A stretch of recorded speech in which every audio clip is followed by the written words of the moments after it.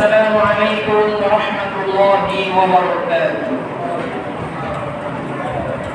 আলোচনার শুরুতেই মহান রব্বুল আলামিনের দরবারে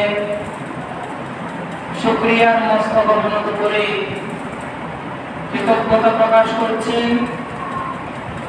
যিনি অত্যন্ত মেহেরবানি করে আমাদেরকে জুমার পূর্বে আলোচনায় অংশগ্রহণ করার সুযোগ করে দিয়েছেন, তৌফিক দিয়েছেন। সেই মহান মুনিবের দরবারে শুকরিয়া চিত্তে আমরা সকলেই সমস্বরে বলছি আলহামদুলিল্লাহ। সাথে সাথে দরুদ ও সালাম পেশ করছি বিশ্ব মানবতার মুক্তির দূত, মানবতার মুক্তির দিশারি হযরত মুহাম্মদ মুস্তাফা সাল্লাল্লাহু আলাইহি ওয়াসাল্লামের প্রতি। সেই সাথে স্মরণ করছি সকল সাহাবায়ে কেরাম, তাবিঈন, তবে তাবিঈন, আইম্মায়ে মুজতাহিদিন, মুহাদ্দিসিন, মুফাসসিরিন, সালফে সালেহিন, শুহাদায়ে কেরামদেরকে। আল্লাহ তাআলা যেন প্রত্যেককে জান্নাতুল ফিরদাউস নসিব করেন, আমিন। সেই সাথে আমাদের মধ্য থেকে যারা এই পৃথিবী থেকে বিদায় নিয়েছেন, মহান আল্লাহর আদিষ্কৃত হয়ে যারা আল্লাহর কাছে সমর্পণ করেছেন, সে সকল মাইয়িতি আমাদের পিতা মাতা যারা পৃথিবী থেকে বিদায় নিয়েছেন, আল্লাহ তাআলার কাছে প্রত্যেকের জন্য নাজাতের ফরিয়াদ করছে, আল্লাহ তাআলা প্রত্যেককে মুক্তি দান করেন। মুআজ্জিজ হাজিরিন, গত জুমায় গত আলোচনার ধারাবাহিকতায় আমরা আলোচনা শুরু করেছিলাম সূরাতুল আসর। সূরাতুল আসরের যেই চারটি গুণাবলীর কথা বলা হয়েছে, আমরা এখনো সেই চারটি গুণাবলীগুলি আলোচনা পর্যালোচনা করা সম্পন্ন করতে পারি নাই। আমাদের মধ্য থেকে ঈমান সম্পর্কিত আলোচনা হয়েছে, আমলে সালেহ নিয়ে আলোচনা হয়েছে। আমরা গত জুমায় চেষ্টা করেছিলাম হক নিয়ে কথাবার্তা বলার জন্য, কিন্তু আল হক, এই হকের উপরে বিস্তারিত বিবরণমূলক যে তথ্যপত্রগুলো রয়েছে সেগুলো আমরা সম্পূর্ণ করতে পারিনি। তো সেই ধারাবাহিকতায় যে বিষয়গুলো আমাদের কাছ থেকে অজানা রয়েছে বা অপর্যালোচিত রয়েছে সেগুলো আজকে আপনাদের সামনে উপস্থাপন করার চেষ্টা করব। আমার তাওফীক ইল্লা বিল্লাহ। মুআজ্জিজ হাজিরিন, আমরা হকের দুটি বিভাগ পেয়েছি, একটা হচ্ছে হাক্কুল্লাহ আর একটা হচ্ছে হাক্কুল ইবাদত। হাক্কুল্লাহ হচ্ছে আল্লাহর হক আর হাক্কুল ইবাদত হচ্ছে বান্দার হক। তাহলে বান্দার হকের যে বিস্তারিত বিবরণগুলো রয়েছে, এই বান্দার হককে আমরা তিনটা ভাগে বিভক্ত করেছি। প্রথমত ব্যক্তি জীবনের হক, পারিবারিক জীবনের হক এবং সামাজিক জীবনের হক। এই তিন পয়েন্টে যদি আমরা জানতে পারি বা বলতে পারি, তাহলে হক সম্পর্কিত আমাদের মোটামুটি কিছুটা ধারণা বা কিছুটা এলম আমাদের কাছে উচিত হবে বলে আমরা আশা করছি। মুআজ্জিজ হাজিরিন, তাহলে আমাদের ব্যক্তি জীবনের হক সম্পর্কে আমরা বলেছি, আমার এই জীবনটা আল্লাহ তাআলা আমাকে দান করেছেন, এই পৃথিবীতে আমাকে পাঠিয়েছেন নির্দিষ্ট একটি উদ্দেশ্য, নির্দিষ্ট একটি লক্ষ্য নিয়ে। সেই লক্ষ্য উদ্দেশ্যের দিকে আপনাদেরকে আমরা স্মরণ করিয়ে দিয়েছিলাম। সেই সাথে আমার এই জীবনের ইবাদত যেরকম আমার জন্য জরুরত, তেমনি আমার এই শরীরের প্রত্যেকটি অঙ্গ প্রত্যঙ্গের হেফাজত করা আমাদের জন্য জরুরত রয়েছে। কাল কিয়ামতের কঠিন ময়দানে আমাদের জবান বন্ধ করে দেওয়া হবে, হাত আমাদের পক্ষে বিপক্ষে সাক্ষী দিবে, পা আমাদের পক্ষে বিপক্ষে সাক্ষী দিবে, চোখ আমাদের পক্ষে বিপক্ষে সাক্ষ্য দিবে। আমাদের শরীরের যে অঙ্গ প্রত্যঙ্গ রয়েছে এগুলো আমাদের পক্ষে অথবা বিপক্ষে সাক্ষ্য দিবে। এই জন্য আমাদের শরীরের প্রত্যেকটি অঙ্গ প্রত্যঙ্গের হেফাজত আমাদেরকে করতে হবে। রাসূল পাক সাল্লাল্লাহু আলাইহি ওয়াসাল্লাম বলেছেন, যে ব্যক্তি তার জিহ্বা এবং দুই ছোঁয়ালের মধ্যবর্তী বস্তুর জিম্মাদারিত্ব দিতে পারবে আমাকে, যে ব্যক্তি তার জিহ্বা এবং তার দুই চোয়ালের মধ্যবর্তী বস্তুর জিম্মাদারিত্ব দিতে পারবে, কাল কিয়ামতের কঠিন ময়দানে আমি তার জন্য জিম্মাদারি হব জান্নাতে। সুবহানাল্লাহ। তাহলে আমাদের অঙ্গ প্রত্যঙ্গের মধ্যে সবচেয়ে যে গুরুত্বপূর্ণ অঙ্গ প্রত্যঙ্গ রয়েছে সেগুলো হচ্ছে এক নম্বর চোখ, জিহ্বা, হাত, পা এবং দুই চোয়ালের মধ্যবর্তী বস্তু অর্থাৎ আমাদের লজ্জাস্থান। এই বিষয়গুলোর যদি জিম্মাদারিত্ব দিতে পারি, আমরা যদি হেফাজত করতে পারি, তাহলে কাল কিয়ামতের কঠিন ময়দানে আমাদের প্রিয় নবী হযরত মুহাম্মদ মুস্তাফা সাল্লাল্লাহু আলাইহি ওয়াসাল্লাম আমাদের জন্য জান্নাতের জিম্মাদারি হবে। সুবহানাল্লাহ। মুআজ্জিজ হাজিরিন, তাহলে আমাদের এই চোখ আমাদেরকে এই চোখ দ্বারা পুরো পৃথিবীর সকল বিষয়গুলো দৃশ্যায়িত হচ্ছে, আমরা সবকিছু দেখতে পাচ্ছি। এই দেখার যে পদ্ধতি রয়েছে সেই পদ্ধতি আমরা যথাযথভাবে ব্যবহার করছি কিনা, যদি ব্যবহার করতে পারি তাহলে সেটি আমাদের হবে চোখের হেফাজত, আমরা চোখকে হেফাজত করতে পেরেছি। যেদিকে তাকাতে নিষেধ করেছেন সেদিক থেকে বিরত থাকা, যেদিকে তাকাতে বলেছেন সেদিকে বেশি করে করে তাকানো, এবং এই চোখকে আল্লাহর সন্তুষ্টির দিকে ধাবিত করানো, এটি হচ্ছে চোখের হেফাজত। মুখের হেফাজত কি? রাসূল সাল্লাল্লাহু আলাইহি ওয়াসাল্লাম যে বলেছেন জিহ্বার জিম্মাদারিত্ব, তাহলে জিহ্বার হেফাজত কি? পৃথিবীতে সবচেয়ে বড় অস্ত্রের নাম হচ্ছে জিহ্বা, মুখ। কাউকে যদি কোপানো হয়, সেলাই করার পরে সে সুস্থ হতেও পারে, কিন্তু জিহ্বা দ্বারা যদি কাউকে কোপানো হয় তাহলে সে আর সুস্থ হবে না, সে মৃতপ্রায় হয়ে যাবে। এর জন্য জিহ্বা সবচেয়ে বড় অস্ত্রের নাম, এটি হেফাজত করতে হবে, যত ইচ্ছা ব্যবহার করা যাবে না। এর জন্য পবিত্র কোরআনের সূরাতুল মুমিনুন আল্লাহ তাআলা বলেন, قد أفلح المؤمنون الذين هم عن اللغو معرضون। আমাদের প্রত্যেকটি অঙ্গ প্রত্যঙ্গ সম্পর্কে আল্লাহ তাআলা বলেছেন ওই সকল মুমিনগণ সফল হয়ে গেছে।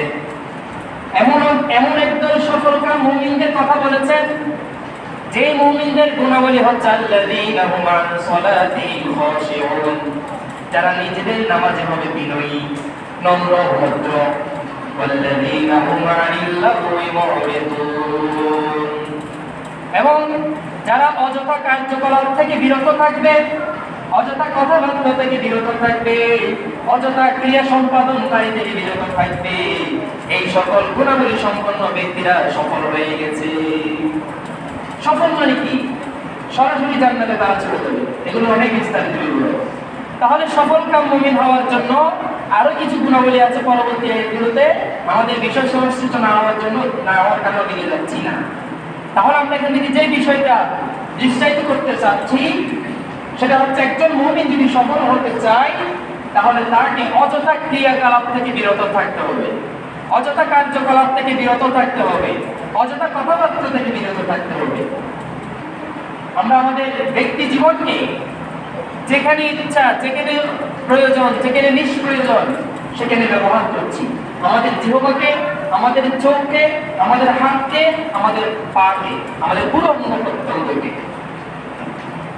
আমাদের এই প্রত্যেকটি অঙ্গ প্রত্যঙ্গের প্রত্যেকটি শ্বাস প্রশ্বাসের প্রতিটি নিঃশ্বাসের জবাবদিহি আল্লাহর কাছে আমাদেরকে করতে হবে। তাই আসুন আমরা মুখের হেফাজত করবো গীবতের চর্চা বন্ধ করার মধ্য দিয়ে। আমাদের সমাজে বা আপনাদের সমাজে না থাকতে পারে, আমরা যেখানে বসবাস করছি সেখানে আমরা দেখছি প্রতিটি পয়েন্টে পয়েন্টে, প্রতিটি জয়েন্টে জয়েন্টে, প্রতিটি স্থানে উপস্থানে মানুষ গীবতের মধ্যে সবচেয়ে বেশি তৃপ্তায়িত হচ্ছে, মজা পাচ্ছে। বর্তমান সমাজের সবচেয়ে মজার চলনসই পন্থার নাম হচ্ছে গীবত। গীবতের পরিণাম কি হতে পারে সেটা নিয়ে বিষয়। আমরা শুধু এতটুকু জেনে নিই, এই গীবতটা হচ্ছে অযথা কার্যকলাপ এবং গর্হিত কাজ। এই কাজে আমার জিহ্বাকে ব্যবহার করবো না, যদি ব্যবহার করতে না পারি তাহলে আমি আমার শরীরে যে হক আছে এই হক আদায় করতে পেরেছি। তাহলে গীবতের দিকে আমাদেরকে অগ্রসর হবো, বা শোনাও যাবে না, করাও যাবে না, গীবতকে প্রশ্রয়ও দেওয়া যাবে না। এরপরে চোখের হেফাজত কি? আমাদের সমাজে নানান ধরনের অশ্লীলতা ছড়িয়ে ছিটিয়ে রয়েছে। এই অশ্লীলতা থেকে আমাদের চোখকে হেফাজত করতে হবে। আমরা যারা যুবক তরুণ রয়েছি, আমাদের চোখকে ডিভাইস থেকে হেফাজত রাখতে হবে। আমাদের অনলাইন সোশ্যাল এই মিডিয়াতে, এই গ্লোবালাইজেশনের এই কাঞ্চিতে আমরা এখন তথ্য প্রযুক্তি আসক্ত হয়ে পড়েছি। প্রিয় ভাইয়েরা আমার, আমাদেরকে এই চোখকে হেফাজত করতে হবে সকল মিডিয়া থেকে, সকল ডিভাইস থেকে। আমি বলছি না মোবাইল ব্যবহার না করার জন্য, করবেন, কিন্তু এখানেও হেফাজত করতে হবে। অনলাইন ইসলামিক নীতিমালা রয়েছে, এই অনলাইন ইসলামিক নীতিমালাগুলো ফলো করতে হবে। এরপরে আমাদের এই হাত অন্যায় কাউকে কষ্ট দেওয়া থেকে বিরত রাখতে হবে। আমাদের এই পা অন্যায় অনইসলামিক কর্মকাণ্ডে অগ্রসর হওয়া থেকে বিরত রাখতে হবে। তাহলে পরে আমি আমার শরীরের হক আদায় করতে পেরেছি। এরপরে আমাকে আপনাকে সুস্থ থাকার জন্য চেষ্টা করতে হবে। এর জন্য আল্লাহ তাআলা বলেছেন, ওয়াজআলনাল লাইলা লিবাসা ওয়াজআলনান নাহারা মাআশা।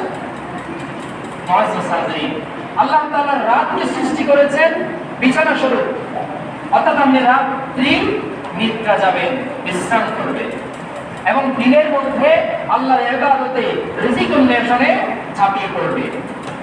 قال رسول الله صلى الله عليه وسلم فإذا صليتم الفجر فلا تنوموا عن طلب أرزاقكم। যখন তোমরা ফজরের নামাজ শেষ করবে আর ঘুমাবে না, বিশ্রাম নেওয়া যাবে না, দিন শুরু হয়েছে, রিজিক অন্বেষণে বেরিয়ে পড়ো। এটা আল্লাহ রাসূলের নির্দেশ। তাহলে আমার এই ব্যক্তি জীবনে আমি যদি আমার ইবাদত করতে পারি, আমার শরীরের হেফাজত করতে পারি, অঙ্গ প্রত্যঙ্গের হেফাজত করতে পারি, তাহলে পরে আমার ব্যক্তি জীবনের যে হক, এই হক আদায় হয়ে যাচ্ছে। এরপরে আসুন পারিবারিক জীবনের হক। আমরা গতবারে পিতামাতার ব্যাপারে হক বলেছি, পিতামাতার হক কি এবং পিতামাতার হক কতটুকু আদায় করতে হবে এ বিষয়ে আমরা কথা বলার চেষ্টা করেছি। তারপর হচ্ছে স্ত্রীর হক, অর্থাৎ পারিবারিক জীবনের হকটাকে আমরা 4 ভাগে বিভক্ত করেছি। পিতামাতার হক, স্ত্রীর হক, সন্তান সন্ততির হক এবং আত্মীয় স্বজনের হক কি রয়েছে, এই বিষয়ের উপরে আমাদের পারিবারিক জীবনের হক। যদি এই 4টি বিষয়ের হক আমরা আদায় করতে পারি, তাহলে পরে আমাদের পারিবারিক জীবনের হক আদায় হয়ে যাবে। পরিবারের এমন কোন সদস্য কিয়ামতের দিন আমার বিপক্ষে দাঁড়াবে না, সকল সদস্যরাই আমার জন্য জান্নাতের নাজাতের ওসিলা হয়ে যাবে। সুবহানাল্লাহ। এর জন্য স্ত্রীর হক কি? স্ত্রীর হক সম্পর্কে আল্লাহ তাআলা বলেন, ওয়ালাতুন নিসা সাদাকাতিহিন্না নিহলা। আর তোমরা তোমাদের স্ত্রীদেরকে মহরনা আনন্দ চিত্তে প্রদান করো। মহরনা প্রদান করতে হবে, স্ত্রীর মহরনা আদায় করে ফেলতে হবে। আমরা মহরনা নিয়ে বর্তমান সমাজে যে প্রচলন রয়েছে, 10 লক্ষ 15 লক্ষ টাকা মহরনা নির্ধারণ করার মধ্য দিয়ে একটা বৈবাহিক সম্পর্ক হচ্ছে, একটা সম্পর্ক বৃদ্ধি পাচ্ছে।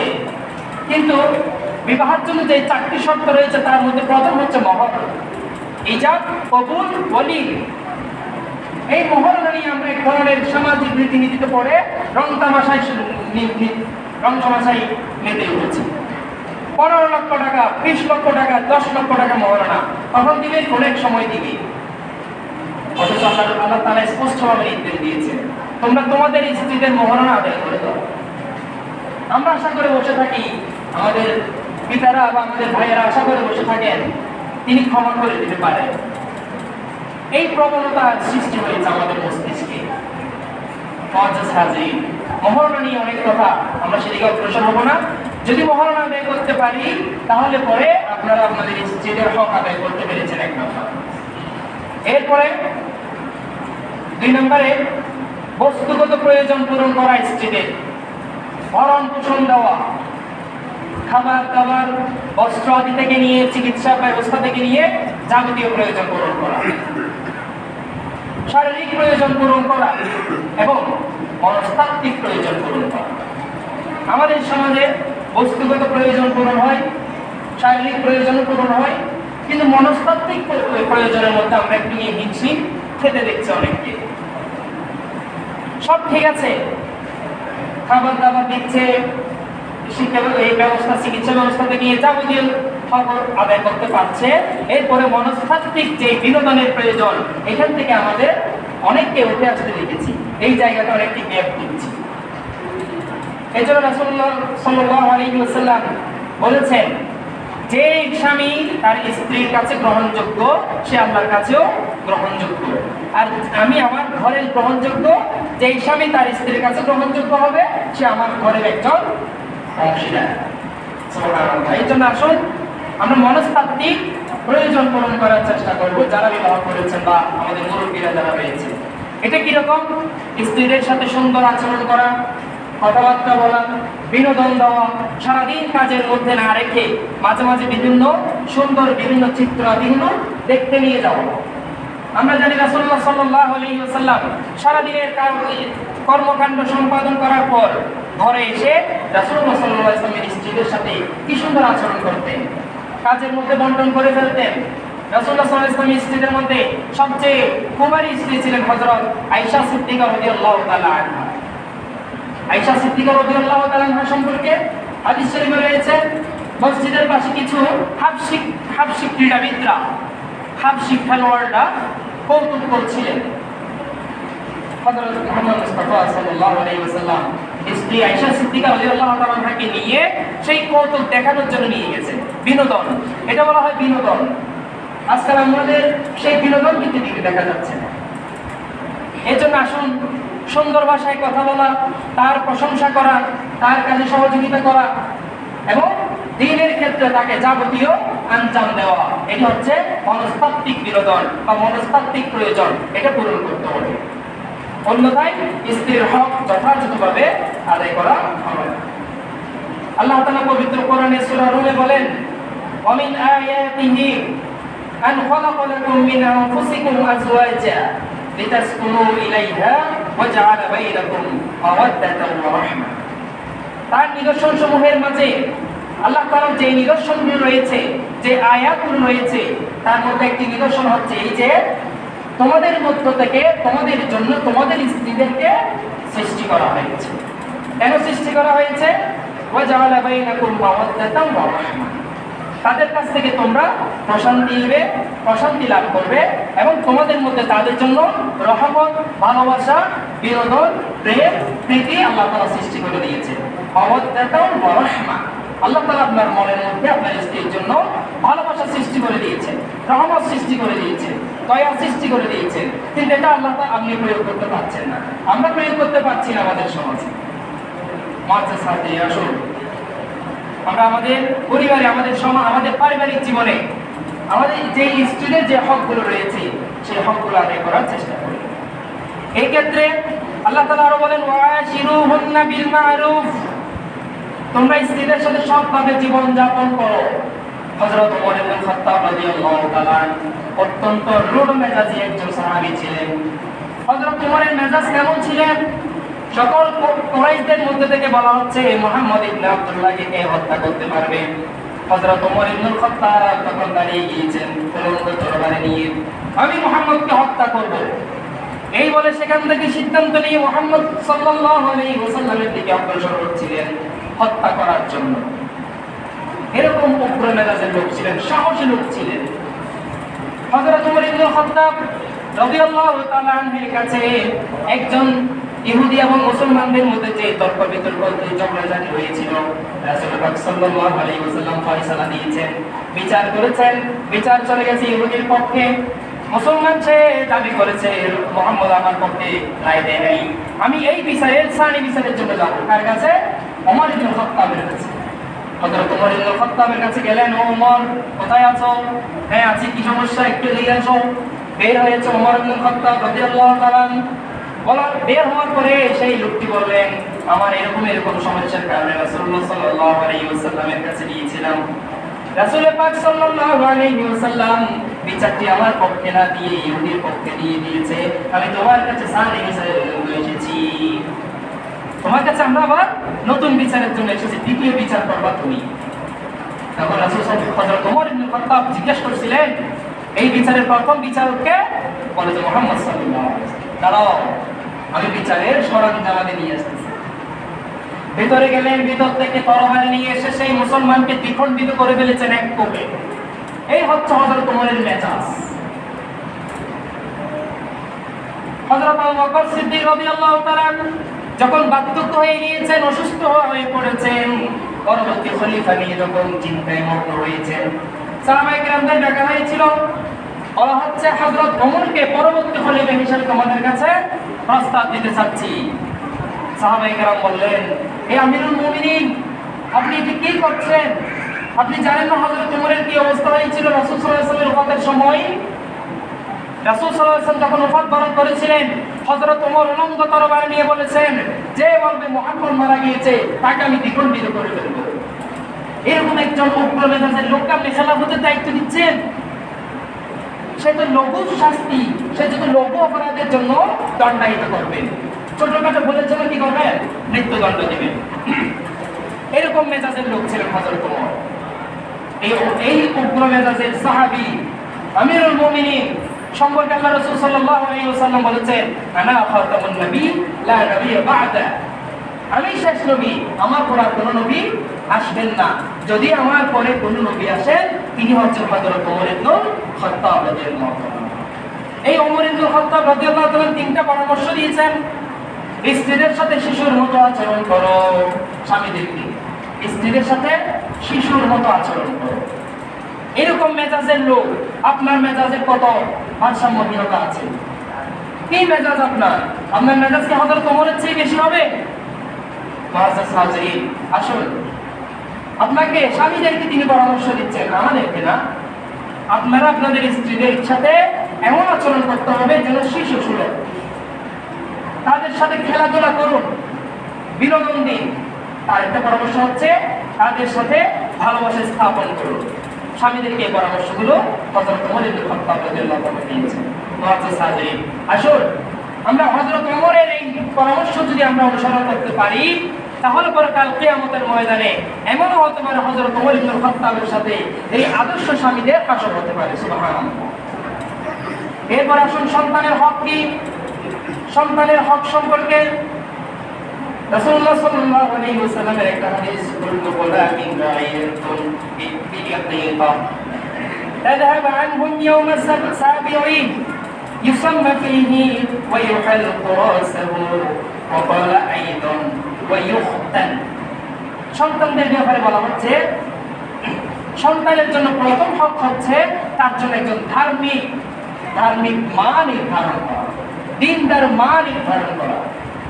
অর্থাৎ বিবাহ করার সময় সেই বিবাহিত সেই স্ত্রীকে, সেই পাত্রীকে দেখতে হবে তার ভিতরে দ্বীনিয়তের গুণাবলীটা আছে কিনা। এরপরে আপনার সন্তান সে ছেলে হোক বা মেয়ে হোক, পঙ্গু হোক, অসুস্থ হোক, মৃত হোক, সুস্থ হোক, সর্বাবস্থায় আপনাকে আল্লাহর উপর সন্তুষ্ট থাকতে হবে।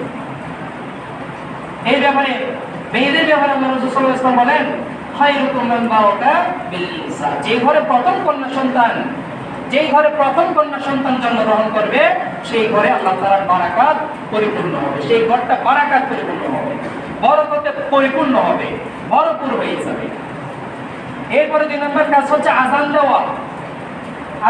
হযরত আবু রাফি রাদিয়াল্লাহু তাআলা বলেন, আমি দেখেছি রাআইতু রাসূলুল্লাহ সাল্লাল্লাহু আলাইহি ওয়াসাল্লাম আযানা ফি উযুনিল হাসান ইবনে আলী ওয়ালাদাতুহু ফাতিমা বিসসালাত।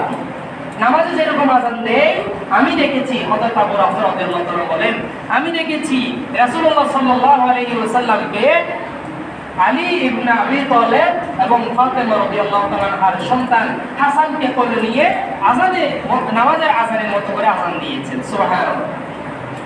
এর জন্য প্রথম সন্তান বা যে হোক, ছেলে হোক বা মেয়ে হোক, প্রথম আযান দিতে হবে। আর এই আযান দেওয়ার জন্য কোনো হুজুর লাগবে না, মুয়াজ্জিন লাগবে না। আপনি যদি আযান দিতে পারেন, এটাই করলাম, এটাই উত্তম, এটাই শ্রেষ্ঠ, এটাই শ্রেয়। রাসূল সাল্লাল্লাহু আলাইহি ওয়াসাল্লামের জীবনী থেকে আমরা এটাই পাচ্ছি। হযরত আলী রাদিয়াল্লাহু তাআলা রয়েছেন, তিনিও সাহাবী। রাসূল সাল্লাল্লাহু আলাইহি ওয়াসাল্লাম এসে হাসান রাদিয়াল্লাহু তাআলার কানে আযান দিয়েছেন। এখান থেকে আমরা এই শিক্ষাটা নিতে পারি, আমার কোনো নিকটাত্মীয় যদি কেউ থাকে, তাকে দিয়ে আমি আযান দেব, অথবা আমি অথবা আপনি আপনার নানা বা ছেলের নানা দাদা কেউ থাকলে। এরপরে আসুন আকিকা দিতে হবে সপ্তম দিনে। আকিকার যে সিস্টেমটা আমরা ফলো করি, আকিকা সপ্তম দিনে দিই, কিন্তু আকিকার সময় যেই খাবারের যে আয়োজন করি আমরা অনেক সময় ধরে নিই যে কুরবানির সময় দিয়ে দিলে হয়ে যাবে, কিন্তু সুন্নাহ হচ্ছে সপ্তম দিনে আদায় করা। এই দিনে আরো তিনটি কাজ আছে। একটা হচ্ছে ইউসাম্মা ফিহি, তার একটা সুন্দর নাম রাখতে হবে, সন্তানের সুন্দর একটি নাম রাখতে হবে। আমাদের সমাজে অনেকে যে নামগুলো রকি, যে কি, এই সেই যে নামগুলো রাখা হয় এগুলো হচ্ছে সম্পূর্ণ অনইসলামিক এবং অসুন্দর নাম। আল্লাহর কাছে যদি প্রিয় দুটি নামের কথা বলা হয়েছে হাদিস শরীফে, আব্দুল্লাহ ওয়া আব্দুর রহমান, এই দুটি হচ্ছে আল্লাহর কাছে সবচেয়ে পছন্দনীয় নাম। তাই আসুন একটি সুন্দর এবং মানানসই এমন একটি নাম নির্ধারণ করার দরকার, যে নামের মাধ্যমে বারাকা সৃষ্টি হবে, যে নামের মাধ্যমে আল্লাহ তাআলার রহম সৃষ্টি হবে, তার উপর করবে। এরপরে মাথা মুন্ডানো, তারপর খতনা করার কথা বলা হয়েছে। হযরত আব্বাস ইবনে আব্দুল্লাহ আব্বাস রাদিয়াল্লাহু আনহু বলেছেন, ওই দিনে খতনা করাটাও রাসূলুল্লাহ সাল্লাল্লাহু আলাইহি ওয়াসাল্লামের সুন্নাহ, খতনা করি করা সপ্তম দিনে। তাহলে সপ্তম দিনে মাথা মুন্ডানো, নাম রাখা, আকিকা দেওয়া, খতনা করা, এই চারটি সুন্নাহ সপ্তম দিনে সুন্নাহ। এরপরে 2 বছর দুধ পান করাতে হবে, 2 বছর দুধ পান করাতে হবে। অনেকগুলো কথা আছে মুআজ্জাজ হাজিরিন। আমাদের সমাজে মায়েদেরকে দেখা যায় 3 মাস, 9 মাস বা 1 বছরের কাছাকাছি হলে দুধ ছাড়িয়ে ফেলে। এটা অত্যন্ত গর্হিত কাজ। আল্লাহ তাআলার নির্দেশ হচ্ছে 2 বছর দুধ পান করাতে হবে। ওই যে ক্বালা উম্মান ক্বালা সুম্মাকা ক্বালা উম্মান ক্বালা সুম্মাকা ক্বালা, যে হাদিসে 3 বার কথাও বলা হয়েছে মায়ের কারণে, 3টা কষ্টের কারণে বলা হয়েছে। প্রথম কষ্ট হচ্ছে মা 10 মাস 10 দিন গর্ভধারণ করেছে।